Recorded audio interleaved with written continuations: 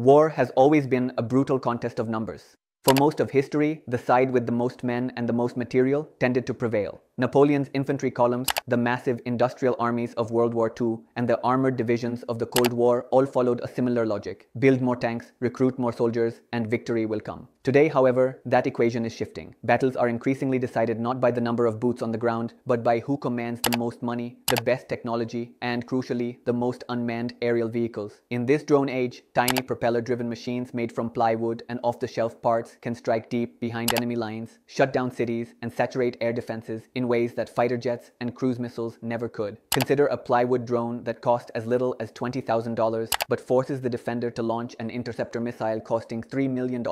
Who is really winning that exchange? This question underpins a new revolution in warfare, the rise of cheap, long-range precision drones and the attritional logic of mass swarming. In this deep dive, we explore how Iran, a country long dismissed as a second-tier military power, built a world-class drone arsenal under sanctions, why Russia is mass-producing these systems and using them in Ukraine, why the United States and its allies are scrambling to copy them, and why China's advanced drones have not dominated despite Beijing's vast industrial capacity. We also ask whether this democratization of air power will fundamentally change the balance of global security. What happens to warfare when a $20,000 drone can force a $3 million defensive response? How can any air defense sustain that? Iran's unlikely drone empire, born from isolation. To understand why Iranian loitering munitions like the Shahed 136 now menace Kyiv, Tel Aviv, and Riyadh, we need to go back nearly 4 decades. The 1980 to 1988 Iran-Iraq War was a formative trauma for the young Islamic Republic. After Saddam Hussein invaded, Iran's revolutionary regime suddenly found itself unable to procure spare parts for its Western-made fighter jets, helicopters, and tanks.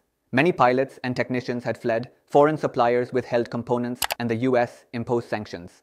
As a result, Tehran's leaders doubled down on creating an indigenous military industry and investing in asymmetric technologies that could offset their disadvantages. A 2020 study by the American Enterprise Institute notes that Iran's wartime isolation pushed it to develop 3 pillars of asymmetric power: speedboat swarms, long-range ballistic missiles, and unmanned aerial vehicles. While the naval and missile programs have been widely publicized, the drone program evolved quietly in the background. The earliest Iranian UAVs were crude reconnaissance platforms cobbled together from consumer electronics. The first model, the Mohajer 1, carried a single film camera that had to be developed after landing. Its analog radios were easily jammed by Iraqi forces. Over the 1990s and 2000s, Iranian engineers gradually integrated GPS navigation, higher resolution cameras, and more reliable communications. According to Iran's drone roster compiled by the US Institute of Peace, by 2012, the new Shahed 129 could fly for 24 hours, had a range of about 1,700 kilometers, over 1,000 miles, and could carry up to 8 precision-guided missiles, making it roughly equivalent to the US MQ-1 Predator. Tehran reportedly deployed the Shahed 129 in Syria in 2014 to attack rebels and ISIS. Iran's drone program received a significant boost in 2011 when its cyber warfare unit captured an intact US RQ-170 Sentinel stealth drone near the city of Kashmir. American officials eventually acknowledged the aircraft's loss, and Iran claimed to have downed it by hacking its control signals. Subsequent reports indicate that Iranian engineers reverse-engineered the captured UAV to produce several radar-evading variants in the Shahed series. This combination of wartime necessity, sanctions, and opportunistic reverse engineering laid the foundation for Iran's present-day drone empire. The Shahed series, cheap and cheerful. Iran's drone arsenal spans reconnaissance platforms, multi-mission combat drones, and suicide drones. Among these, 3 names matter most for understanding today's battlefield: Mohajer 6, Shahed 129, and Shahed 136. Mohajer 6, produced by the state-owned Quds Aviation Industries, the Mohajer 6 is a mid-range UAV with a range of about 1,200 miles. It can carry laser-guided munitions and perform intelligence, surveillance, and reconnaissance missions. Unlike Iran's kamikaze drones, the Mohajer 6 can return to base after each strike, making it a sustainable asset for repeated operations. Shahed 129, unveiled in 2012, this medium-altitude, long-endurance drone has a flight range between 1,700 and 2,000 kilometers and can stay aloft for up to 24 hours. It can carry 2 or more precision-guided bombs or missiles weighing around 34 kilograms, 75 pounds each. The Shahed 129 became the backbone of Iran's drone fleet and has been exported in small numbers to proxies such as Hezbollah. Shahed 136, Unveiled around 2021, the Shahed 136 is a kamikaze drone that functions as a loitering munition. It is roughly 11 feet long, has a distinctive delta wing, and can carry a 40-kilogram, 88-pound warhead. Iran's own sources claim it can strike targets 1,300 to 2,500 kilometers away. Suicide drones like the Shahed 136 cost about $20,000 apiece, far cheaper than a Russian-caliber cruise missile, which costs around $1 million. These low costs allow operators to fire mass salvos. Individually, the drones are slow and relatively easy to shoot down. But when launched by the dozen, they saturate air defenses and force adversaries to expend expensive interceptors. Iran's drones at war. Middle Eastern proving grounds? Iran did not keep its drones in the workshop. Since the early 2000s, Tehran has exported UAV technology to allied militias and governments. Iran's proxies, including Hezbollah, militias in Iraq and Syria, and the Houthis in Yemen, have received hundreds of drones. Hezbollah became the first non-state actor to use armed drones in combat in 2006. In September 2019, Iranian suicide drones and cruise missiles struck Saudi Arabia's Abqaiq oil facility, knocking out nearly half of the kingdom's petroleum output. Such attacks showed that these systems could bypass sophisticated air defenses, fly low to evade radar, and inflict strategic damage. Beyond the Middle East, Iran's drones have become a core component of Russia's war against Ukraine. From September 28, 2022 through December 28, 2024, Russia fired approximately 14,700 one-way attack drones at Ukrainian targets. Most of these were Shahed 136/131 systems imported from Iran and modified with improved guidance and electronic countermeasures. Even though Shahed-type drones hit their targets less than 10% of the time, their low cost and the ability to launch mass salvos make them the most cost-effective weapon in Russia's strike arsenal. This attritional logic explains why from September through December 2024, Russia launched more one-way attack drones than in the preceding 23 months combined. Russian reliance on Iranian drones has grown as its own missile stocks diminish and domestic drone production ramps up. Russian sources say Moscow plans to produce more than 6,000 Shahed-type drones per month at the Alabuga factory in Tatarstan. Large-scale production has driven the cost of Russian-made Shaheds down from $200,000 per unit in 2022 to about $70,000 in 2023-2025, while Iranian-supplied versions cost $20,000 to $50,000. Each Shahed carries a 40-kilogram warhead, but costs orders of magnitude less than the Patriot surface-to-air missile, which costs over $3 million. The cost asymmetry means Russia can launch nightly salvo attacks that degrade Ukraine's infrastructure and exhaust its air defense inventory. Indeed, a single night in August 2025 saw Russia fire over 600 drones and missiles, forcing Ukraine to expend precious interceptors. Exporting attrition, cheap drones for proxies and friends.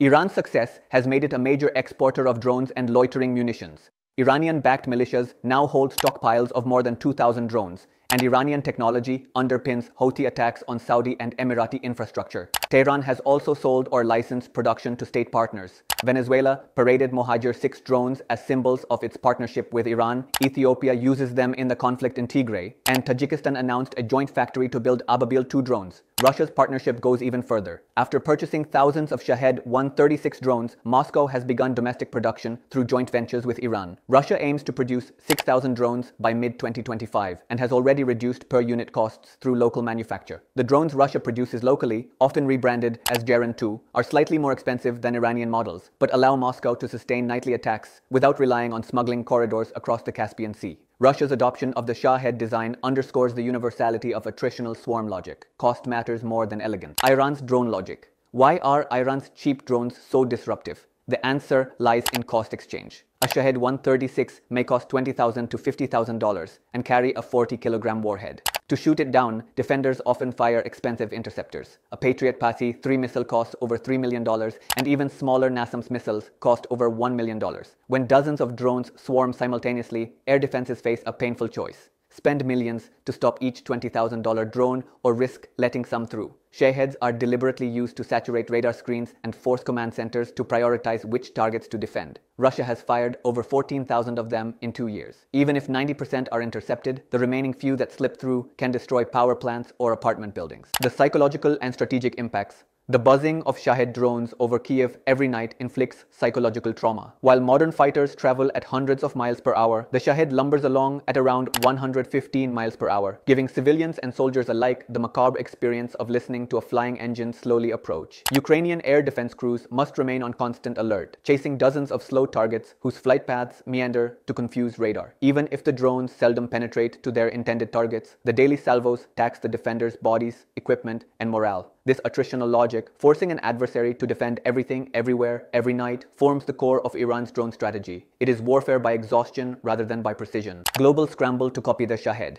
Iran and Russia have shown that cheap drones can change the cost calculus of war. As a result, Western militaries and defense firms are racing to develop low-cost attack drones modeled on the Shahed. A September 2025 report noted that Russian-built Shahed versions cost about $35,000 to $60,000 each, prompting US and European companies to design similar delta-wing, propeller-driven munitions. At a Pentagon event in mid-2025, the US Department of Defense displayed 18 American drone prototypes, including the Lucas, low-cost uncrewed combat attack system, by SpectreWorks, and the Arrowhead by Griffin Aerospace, both explicitly pitched as affordable Shahed analogs. Western firms argue that their drones are faster and more precise. Britain's MGI Engineering claims its Skyshark can fly at 280 miles per hour compared with the Shahed's 115 miles per hour. Yet, as one European missile manufacturer acknowledged, the point of mass-produced drones is not to be elegant, but to tire out the enemy's defense.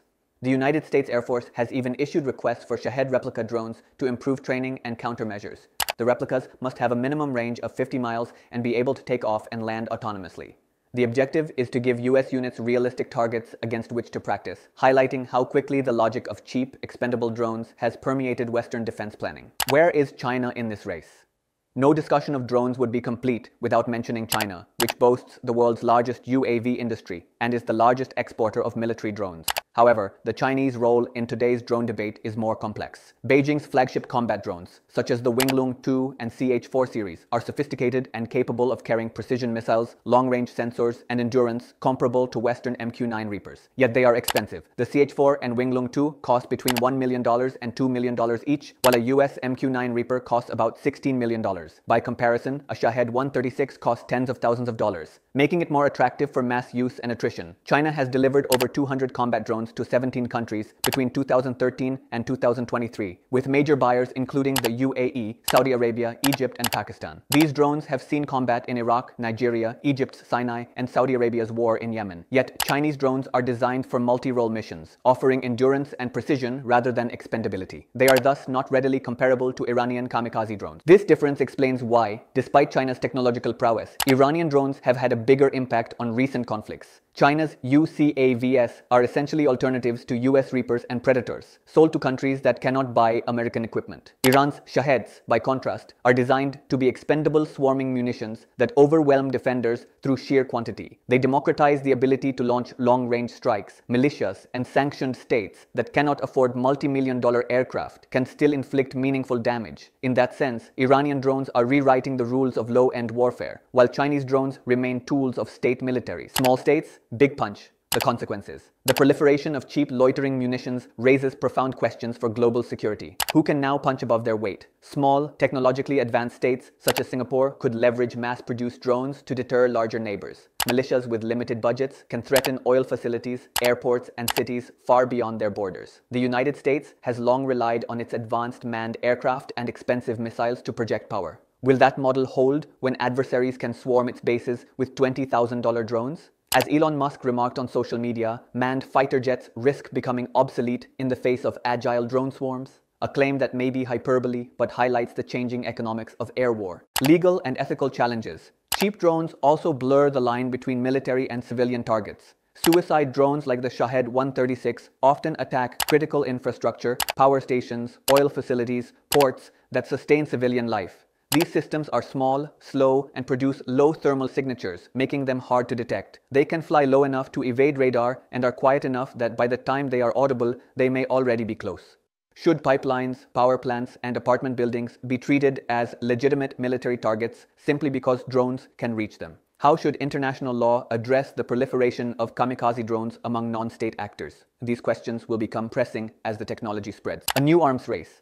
In response to Iran's success, the US and its allies are pouring money into counter-drone systems, from electromagnetic jammers and directed energy weapons to autonomous intercept drones. Ukraine has improvised with first-person view FPV drones that cost about $1,000 and can intercept or detonate near Shaheds. Western militaries are exploring the use of laser weapons and AI-controlled turrets. Yet the fundamental cost imbalance remains. Destroying cheap drones with expensive missiles is unsustainable. This arms race is likely to accelerate as more actors adopt swarming tactics. Democratizing air power. The rise of Iran's drone program and its export to Russia and various militias demonstrates that air power is being democratized. In the 20th century, building a modern air force required enormous industrial capacity and financial resources. Today, any country or even a non-state group with modest funds can assemble plywood, off-the-shelf engines, and GPS receivers into a weapon capable of striking 1,500 miles away. This shift does not eliminate the advantages of advanced fighters and bombers. Stealth jets remain crucial for contested battles against peer adversaries. But it adds a new layer, the ability to flood the sky with inexpensive munitions that exhaust enemy defenses. Will the future belong to nations that can build millions of cheap drones rather than a handful of exquisite jets? This question is no longer hypothetical. Iran's Shahed drones, built under sanctions, costing a few tens of thousands of dollars and exported across the world, have forced a fundamental rethink of air defense. Russia's nightly drone salvos over Ukraine illustrate the brutal efficiency of attrition. Even a 90% interception rate cannot prevent significant damage when thousands are launched. Western militaries are scrambling to produce their own low-cost loitering munitions while developing countermeasures. China, for all its industrial might, currently plays on the high-end side of the market, offering multi-million-dollar drones that compete with US systems but do not match Iran's swarm paradigm. The democratization of air power will force countries to invest in layered defenses, to reconsider what constitutes critical infrastructure, and to develop norms around drone warfare. It will empower smaller states and non-state actors, eroding the monopoly of traditional air forces. And it will intensify the arms race. For every cheap drone, there will be a cheaper counter-drone and so on. As cheap, expendable drones proliferate, the battlefield of the 2030s may resemble a sky teeming with buzzing propellers and smoke trails rather than the roar of jet engines. The world must prepare for a future in which war is waged not just by men and machines, but by masses of tiny, autonomous wings.